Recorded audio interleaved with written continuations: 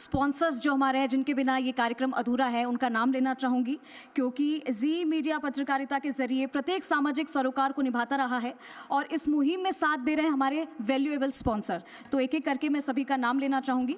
नगर परिषद बूंदी, नगर पालिका लाखेरी, जिला परिषद बूंदी, को पावर्ड बाय नगर पालिका नैनवा बूंदी, नगर पालिका इंदिरागढ़, नगर पालिका Kapren in association with Chambal education society Bundi, Sarvodaya education group, Shri चावल उद्योग संघ बूंदी, और हमारे वेन्यू पार्टनर है क्लासिक साफेरी अनंता बूंदी। तो देखिए, हमारे कार्यक्रम को खास बनाने के लिए योगदान जिनका सबसे ज़्यादा है वो है हमारे वैल्यूएबल स्पॉन्सर्स का, और हमारे स्पॉन्सर्स ही इस कार्यक्रम को खास बनाते हैं। बाकी आपने देखा कि किस तरीके से जी राजस्थान का ये आज ये कारवां, जो स्वर्णिम राजस्थान का ये कारवां है, बूंदी में जो आया है, जिस तरीके से आप लोगों के चेहरे पर मैं देख पा रही हूँ। और देखिए, यहाँ पर बड़ी संख्या में महिलाएँ भी हैं, तो ये मुझे इस बात का बहुत खुशी होती है कि जब भी मैं किसी इवेंट को होस्ट करने जाती हूँ तो मुझे बहुत अच्छा लगता है कि महिलाएं भी वहां पधारती है। तो अब मैं चाहूंगी कि कुछ सवाल मेरे और कुछ सवाल जनता के हैं। मैं चाहूंगी अशोक चांदना जी से कुछ सवाल जवाब कर लूं, अगर सर चाहे तो। मैं चाहती हूं कि मनीष शर्मा सर से आग्रह करना चाहूंगी कि अपना पद ग्रहण करें सर, ताकि मैं सर से भी कुछ बातचीत हम कर पाएँ। और ऐसे सवाल जवाब करने का मौका बहुत कम मिलता है, तो ये बहुत ही अच्छा मौका मिला है सर, और हमारे इस कार्यक्रम में पधारने के लिए, अपना समय देने के लिए सर बहुत बहुत धन्यवाद। सबसे पहले तो सर हम बूंदी को लेकर ही बातचीत कर लेते हैं, हिंडौली को लेकर कि किस तरीके से बदलाव आया है, किस तरीके से पहले बूंदी था, आपके नेतृत्व में कितना बदलाव देखने को मिल रहा है। क्या आप ये समझ पाए कि बूंदी की जनता, हिंडौली की जनता क्या चाहती है? क्या आप उसको खरा उतारने के लिए उसको उस कदम की ओर आगे बढ़े हैं सर? सबसे पहले तो खूबसूरत बूंदी की इस खूबसूरत धरती के ऊपर जी राजस्थान चैनल, आपकी पूरी टीम का बहुत बहुत स्वागत करता हूं। और अभी तक की ये चर्चा दिशा में बढ़ रही है, मुझे लगता है कि बड़ी दिशा दिखाने वाली और निर्णायक चर्चा हो रही है, अच्छी चर्चा है। निश्चित रूप से ये मुद्दे जो आज यहाँ पर चर्चा हो रहे हैं, ये कहीं ना कहीं, क्योंकि इनको अधिकारी भी सुनते हैं, लीडर्स भी सुनते हैं, और जो जनता की आवाज़ को बड़े निर्णायक प्लेटफॉर्म्स होते हैं वहाँ तक ले जाने के जितने भी माध्यम है, सब यहाँ पर हैं। तो कहीं ना कहीं मुझे लगता है कि ये ऐसे कार्यक्रम आवाज़ को वहाँ तक पहुँचाने का माध्यम बनेंगे और सार्थक चर्चा के अच्छे निर्णय भविष्य में आएंगे।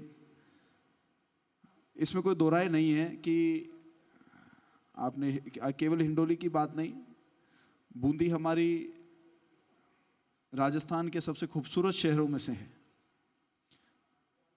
हाँ, थोड़ा सा बैकलॉग हमारा चल रहा है, इसको मैं मानूंगा। ग्रामीण क्षेत्र का बैकलॉग तो काफ़ी हद तक हम लोग पिछले 5-7 सालों में मिटाने में कामयाब रहे। शहर में पूर्व में चर्चा हुई, क्योंकि हमारी चावल की जो इंडस्ट्रीज़ है वो बहुत बड़ी बैकबोन है। टाइगर सेंचुरी हमारे ही कार्यकाल में हम लोग ला सके, ये हमारे लिए बड़ी उपलब्धि की बात रही। और बूंदी की एक और खूबसूरती है कि जो टाइगर सेंचुरी है, ज्योग्राफिकली डायगोनल पूरी बूंदी कवर करती है। 100 किलोमीटर लंबी टाइगर सेंचुरी है, और बूंदी कहीं भी टाइगर सेंचुरी से 40 किलोमीटर से दूर नहीं है। 40 किलोमीटर कोटा की तरफ, 40 किलोमीटर जयपुर की तरफ, इसके अंदर अंदर पूरी बूंदी है। तो कहीं ना कहीं सेंचुरी के जो फायदे आने वाले हैं, चाहे टूरिज्म से आए, चाहे होटल इंडस्ट्री से आए, वो पूरी बूंदी के लिए बराबर अनुपात में बटेंगे। साथ ही साथ दिल्ली मुंबई कॉरिडोर है, उसका एग्जिट बूंदी में होना, दूसरे एग्जिट उनियारा वाले का केवल 20 मिनट उस एग्जिट के बाद में बूंदी चालू होती है। एयरपोर्ट कोटा का जो बन रहा है वो बूंदी की धरती पे बन रहा है। तो निश्चित रूप से अभी भारत सरकार के जितने भी लोगों ने इनको प्रयास किया, एयरपोर्ट लेके आए, निश्चित रूप से बूंदी कोटा के लिए बहुत बड़ी सौगात है।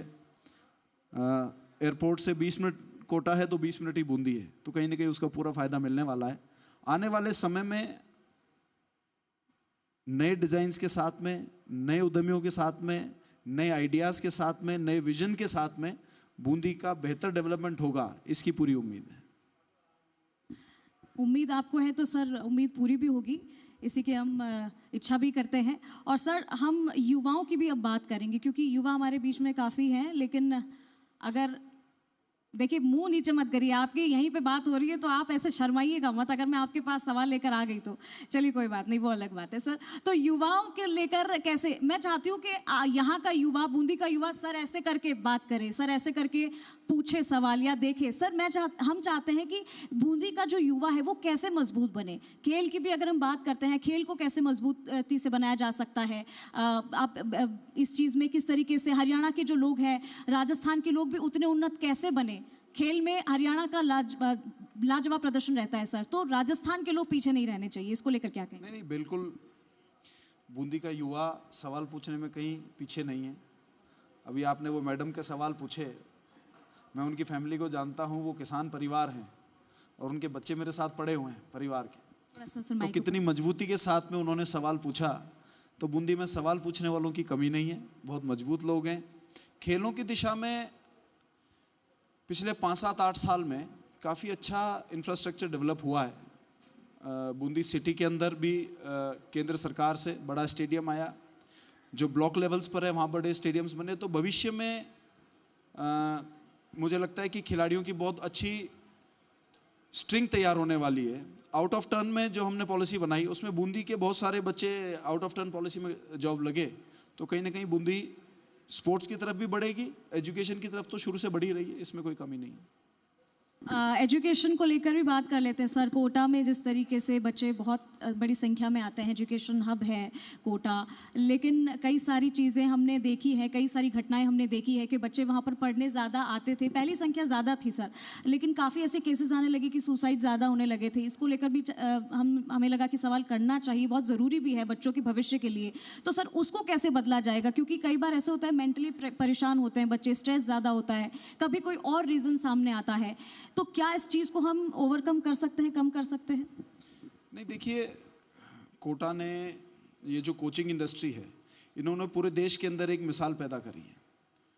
इंडस्ट्री बहुत बड़ी हुई और बहुत बड़ी तादाद में नौजवान बच्चे, युवा और युवतियां पूरे देश के हर कोने से, हर स्टेट से कोटा आते थे। लेकिन जब बिना पेरेंट्स के बच्चे बहुत ज़्यादा समय तक और बहुत बड़ी तादाद में कहीं रहते हैं, उनको समय पर गाइडेंस नहीं मिल पाती। एजुकेशन तो मिलती है, एजुकेशन के बराबर गाइडेंस भी इम्पोर्टेंट है। एजुकेशन भी मिले, गाइडेंस भी मिले। एजुकेशन मिल रही थी लेकिन गाइडेंस नहीं मिल रही थी, उसकी वजह से कुछ अशोभनीय घटनाएं हो सकी और उसका एक वातावरण बना।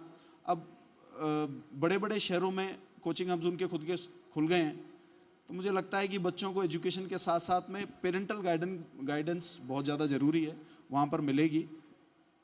बूंदी क्योंकि कोटा के बहुत नज़दीक है, तो बहुत सारी चीज़ों में यहाँ हमारे बूंदी का कोई सक्षम व्यक्ति, वही बूंदी के सिनेमा में पिक्चर लगी होगी और वही कोटा के सिनेमा में पिक्चर लगी होगी, तो कोटा जाएंगे केवल पिक्चर देखने के लिए। तो इतना नज़दीक कोटा का होना, वो थोड़ा सा मुझे लगता है कि ज़्यादा कोटा ने बूंदी के मार्केट को ले लिया हर चीज़ में, चाहे शॉपिंग हो, चाहे सिनेमा हो, चाहे घूमना फिरना हो। तो Bundi is now developing. I think पूर्व में चर्चा हुई, अभी टाइगर सेंचुरी की वजह से टूरिज्म अट्रैक्ट हो रहा है। बूंदी की जो हेरिटेज है, बिल्कुल सही कहा, गवर्नमेंट को ध्यान देने की ज़रूरत है, हमारी नज़र में है। सही समय पर बेहतर काम हम लोग करेंगे। सफाई के ऊपर बिल्कुल, क्योंकि मैं सरकार में मंत्री रहा और जब मैं मंत्री बना तो हमारे क्षेत्र का इतना बैकलॉग था कि इंडोली नैनवा से मैं बाहर ही नहीं आ पाया।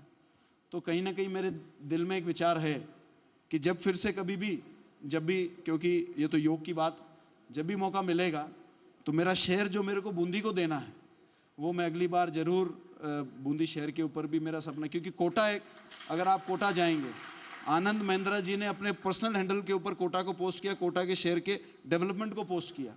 तो मेरा भी सपना है कि धारीवाल जी ने जैसे कोटा को बनाया है, भविष्य में हमारे बूंदी को भी उतना खूबसूरत और उतना बेहतरीन शहर बना सकें, वो मेरा सपना है। तो मेरे करीबन तो सपने कोई अधूरे रहते नहीं हैं। सर, इसी की बात कर रहे हैं तो एक सवाल हेरिटेज को लेकर भी हम बात कर ही रहे हैं, तो टूरिज्म को लेकर भी किस किस तरीके से इसे बढ़ावा देना चाहिए?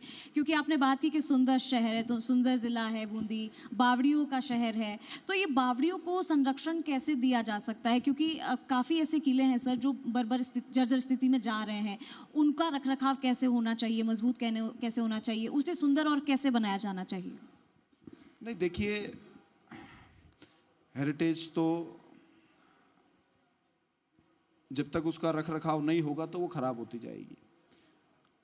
जैसे ही देखिए सीसॉ रिएक्शन होता है, जैसे टूरिज्म आने लगता है तो हेरिटेज के ऊपर इन्वेस्टर्स आ जाते हैं, क्योंकि उनको भी कुछ ना कुछ दिखाना है पब्लिक को, और गवर्नमेंट उनका पार्टनर बनेगी।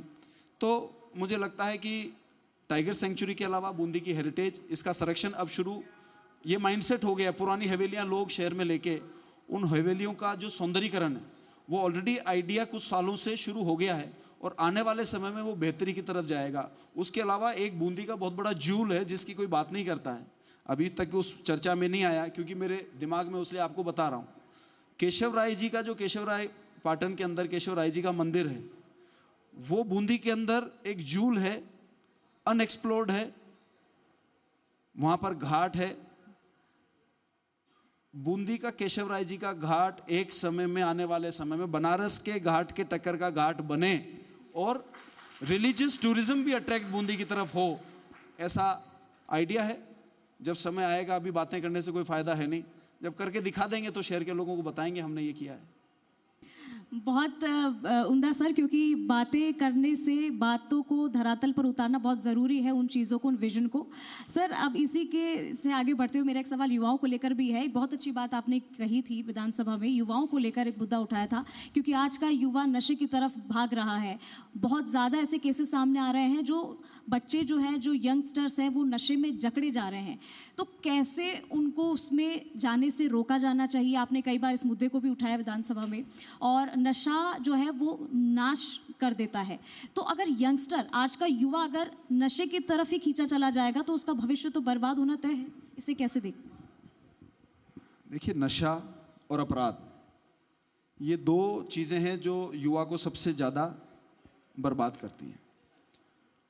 मेरा मानना है कि यदि आप स्पोर्ट्स का कल्चर डेवलप कर देंगे तो युवा नशे से दूर हो जाएगा, और यदि आप रोजगार डेवलप कर देंगे, रोजगार दे देंगे, तो अपराध से दूर हो जाएगा। बेरोजगार युवा ही सबसे ज़्यादा अपराध करता है, और खाली बैठा युवा ही सबसे ज़्यादा नशे करता है। तो हमने स्पोर्ट्स का इंफ्रास्ट्रक्चर तो डेवलप किया है, आने वाले समय में रोजगार के साधन भी, जैसे कि इंडस्ट्रियलाइजेशन हमारे ज़िले में आगे बढ़ रहा है। अभी यहाँ पर चावल इंडस्ट्री के जो हेड हैं गोयल साहब, वो बैठे थे, बता रहे थे, तो वो बता सकेंगे कि पिछले 3-4-5 सालों में चावल इंडस्ट्री के अंदर हमारी हिंडोली तहसील ने भी एक क्रांतिकारी बढ़त इस इंडस्ट्री को दी है, जो कि 5 साल पहले हमारे पास में नहीं था। और इसी प्रकार से रोजगार के साधन, चाहे वो टूरिज्म के माध्यम से हो, चाहे वो कृषि के माध्यम से हो, मुझे लगता है, देखिए, गांव-गांव में नशा हो गया है, लोगों ने आंखें बंद कर रखी हैं, इसके बारे में कोई चर्चा नहीं करना चाहता। चर्चा क्यों नहीं करना चाहता? क्योंकि जो चर्चा, अगर जिम्मेदार व्यक्ति चर्चा करेगा तो लोग कहेंगे आप जिम्मेदार हो, आप क्या कर रहे हो? ये सवाल मैं खुद से भी पूछ सकता हूं। नशा, ऑनलाइन सट्टा, और नशे, ऑनलाइन सट्टे की, सट्टे का कर्जा चुकाने की वजह से जो गांव में बहुत बड़ी 10-10 रुपए, 20-20 रुपए सैकड़े पर जो युवाओं के अंदर पैसे लेन देन का प्रचलन चल गया है, उससे क्राइम भी बहुत ज़्यादा बढ़ रहा है। तो ये अभी मैंने विधानसभा में भी इस पूरे सदन के सामने 200 विधायकों और सभी सरकार के सामने रखा है। आने वाले समय में इसके ऊपर कंट्रोल करेंगे, और हमारे ज़िले के पुलिस के मुखिया यहाँ बैठे हुए हैं, तो निश्चित रूप से वो बहुत कॉम्पिटेंट अधिकारी हैं। इसके ऊपर वो और हम सब मिलके कुछ न कुछ बनाएंगे प्लान। हम उनसे उधर भी जाएंगे, क्योंकि हमारे बीच में मौजूद है। और सर, आखिरी एक सवाल मैं आपसे ये जानना चाहूँगी कि यहाँ की बूंदी की जनता आपके सामने मौजूद है, इनको क्या आप कहना चाहेंगे कि आने वाले समय में बूंदी कितना बदल जाएगा? बूंदी में मैं पैदा हुआ, और बूंदी में ही लमसम हमारा पूरा परिवार, पूरा खानदान है, तो हम तो यहाँ की मिट्टी से उठे हैं। सपना बूंदी के लिए है, पिछले 20, 30, 40 साल में हमारा बैकलॉग रहा है, और ये जब तक खुले मंच से हम स्वीकार नहीं करेंगे तब तक हम सही दिशा की ओर नहीं बढ़ पाएंगे। लेकिन इसका एक फायदा है कि हमारे पास में डेड इन्वेस्टमेंट नहीं है। अब जितना भी डेवलपमेंट होगा वो नए डिज़ाइन के हिसाब से, नए ज़रूरतों के हिसाब से, नए विजन के हिसाब से होगा। मुझे लगता है कि Bundi is a ripe city. और शहर में जाएंगे तो वहाँ जगह ही नहीं है, और शहरों में जगह ही नहीं है। वहाँ इंफ्रास्ट्रक्चर 30-30 साल पहले डेवलप हो चुका है। वो डेवलप इंफ्रास्ट्रक्चर अब ना तो वो डिमोलिश कर सकते, ना आज के ज़माने में उसका इस्तेमाल कर सकते। तो हमारे पास पहले 20-30 साल पहले डेवलप नहीं हुआ, उसका ये नुकसान तो हुआ कि हम 30 साल 20 साल पीछे चल रहे हैं। लेकिन अब हम 10 साल में 50 साल का बैकलॉग पूरा करेंगे, ये मुझे विश्वास है। जी, कुछ कहना चाहते हैं? प्रश्न करना चाहते हैं? माइक उन्हें प्लीज दीजिएगा।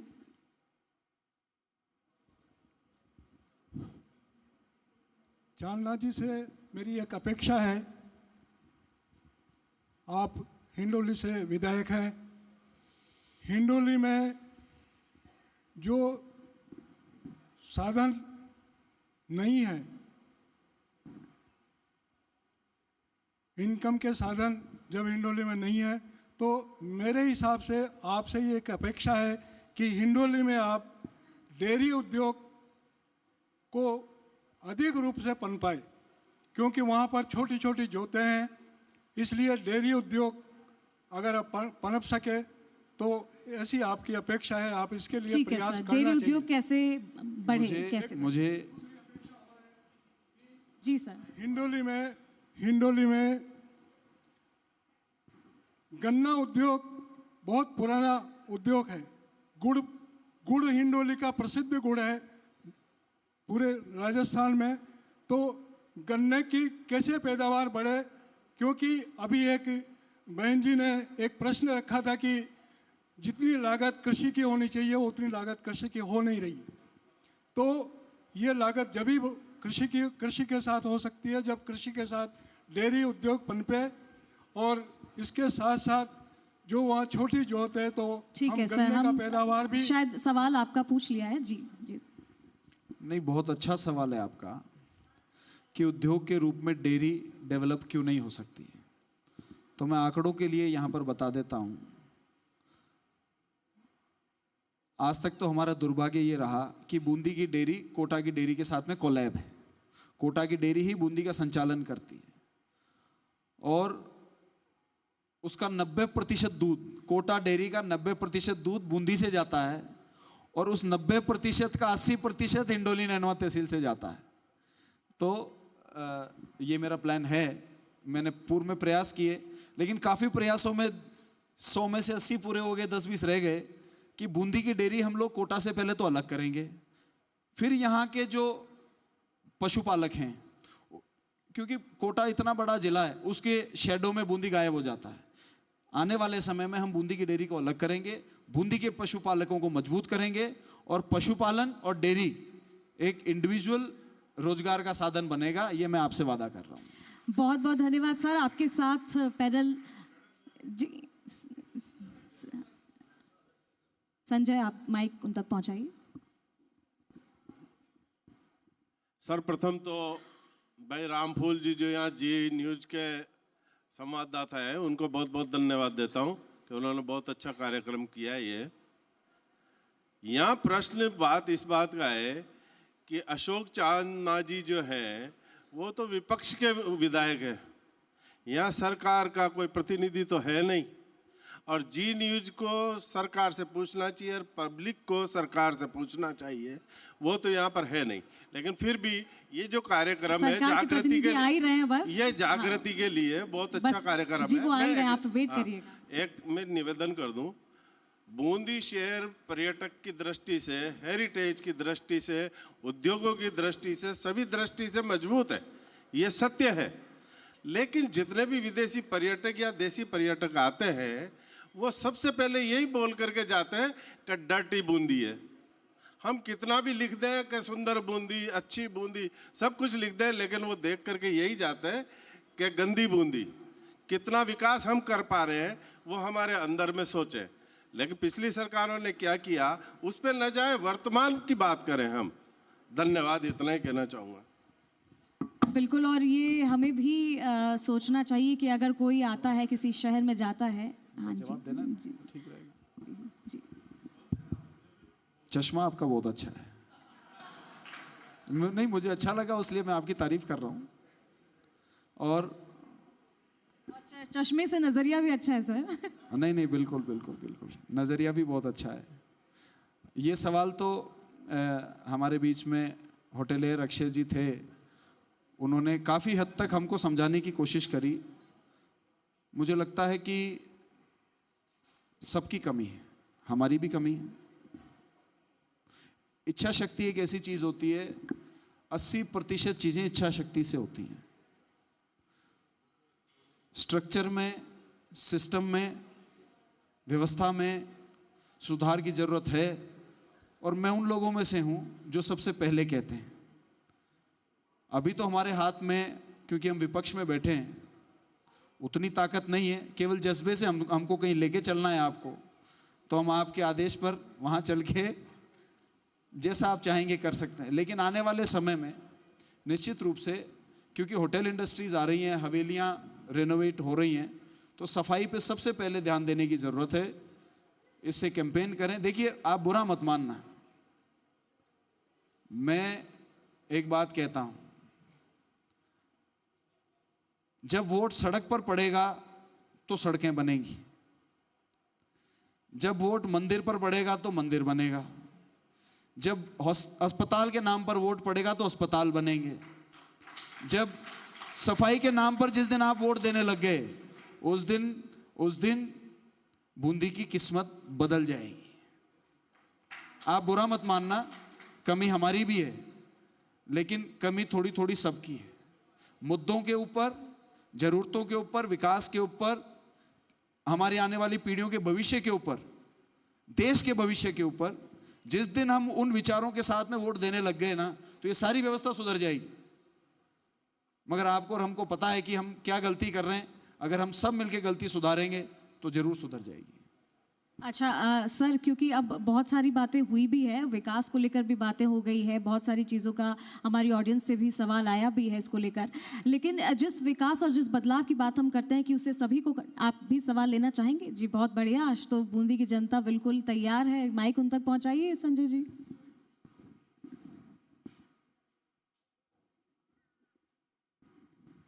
छोटी काशी की धरती पर मैं जी न्यूज़ का स्वागत करती हूँ। विधायक जी ने अभी प्रश्न का जो जवाब दिया कि मंदिर के लिए कहेंगे तो जनता वैसे सोचेगी, चिकित्सालय के लिए कहेंगे तो जनता वैसे सोचेगी, या सफाई के लिए कहेंगे तो जनता वैसे सोचेगी। मैं मंत्री जी की इस बात का अलग जवाब देती हूँ कि भारत एक सनातन संस्कृति का देश है। यहाँ मंदिर की भी आवश्यकता है, यहाँ चिकित्सालय की भी आवश्यकता है, सफाई की भी आवश्यकता है, प्रत्येक चीज़ की आवश्यकता है। इसलिए यह कहना कि केवल मंदिर के लिए वोट मांगे तो वोट मंदिर के लिए मिलेंगे, ये उनका कहना गलत है। यहाँ प्रत्येक चीज़ की आवश्यकता है, सनातन संस्कृति का देश है। धन्यवाद। चलिए, शायद उन्होंने मेरी बात को ढंग से समझा नहीं। मैंने बात में भी केशव राय जी के मंदिर के जीर्णोद्धार की बात करी, घाट की बात करी। बात मेरे घर में मंदिर है और असली मंदिर आपके दिल के अंदर है। भगवान आपके दिल में बसता है। अगर आपके घर में बुजुर्ग हैं और वो भूखे सो रहे हैं, आप गंगा जी जाके कुंभ स्नान कर लिया, आपके पाप नहीं धुलेंगे। गंगा जी चले जाओ। मैं वो बात मैं वैसे बोल नहीं रहा था, मैं अलग बात कह रहा था कि अगर जनता सड़क के मुद्दे पर वोट देगी तो सड़कें बनेंगी, मंदिर के मुद्दे पर वोट देगी तो मंदिर बनेंगे, अस्पताल के मुद्दे पर वोट देंगी, अस्पताल बनेंगे। कोई भी इनमें से चीज़ नहीं बननी चाहिए ऐसी मैंने कोई बात नहीं की। सब कुछ बनना चाहिए, सब कुछ चाहिए, मंदिर भी चाहिए, अस्पताल भी चाहिए, स्कूल भी चाहिए, सड़क भी चाहिए, कॉलेज भी चाहिए। तो ऐसी कोई बात नहीं है, सब कुछ बनना चाहिए, क्योंकि आस्था के लिए तो मंदिर बहुत ज़रूरी है। बहुत बहुत धन्यवाद सर, आपने काफ़ी सारे सवालों के जवाब दिए। जोरदार तालियां बजा दीजिए ज़रा इनके लिए सर। बहुत बहुत शुक्रिया सर।